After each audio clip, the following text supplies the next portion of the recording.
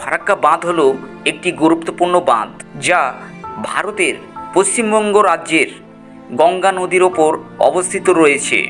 এই বাঁধটি 1975 সালে চালু হয়েছিল এবং এর প্রধান উদ্দেশ্য ছিল নদীর পানিকে হুগলি নদীর দিকে নিয়ে যাওয়া, কারণ কলকাতা বন্দরে নাব্যতা বজায় রাখার জন্য।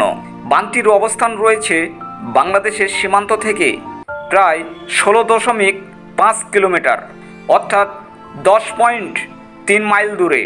ফারাক্কা বাঁধের পরিকল্পনা হয়েছিল 1947 সালে।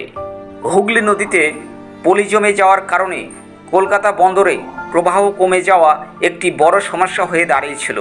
এই সমস্যার সমাধানের জন্য ভারতের পরিকল্পনাকারীরা গঙ্গা নদীর কিছু পানি হুগলি নদীতে নিয়ে যাওয়ার কারণে একটি বাঁধ নির্মাণের প্রস্তাব দেন। আর 1961 সালে ফারাক্কা বাঁধের নির্মাণ কাজ শুরু হয় এবং এটি শেষ হয় 1971 সালে। বাঁধটি 1975 সালে আনুষ্ঠানিকভাবে উদ্বোধন করা হয়।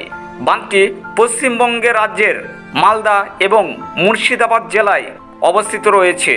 বাঁধটির পাশাপাশি একটি 38 কিলোমিটার দীর্ঘ ফিটার প্যানেল নির্মাণ করা হয়, যা গঙ্গা নদীর পানি হুগলি নদীর দিকে নিয়ে যায়।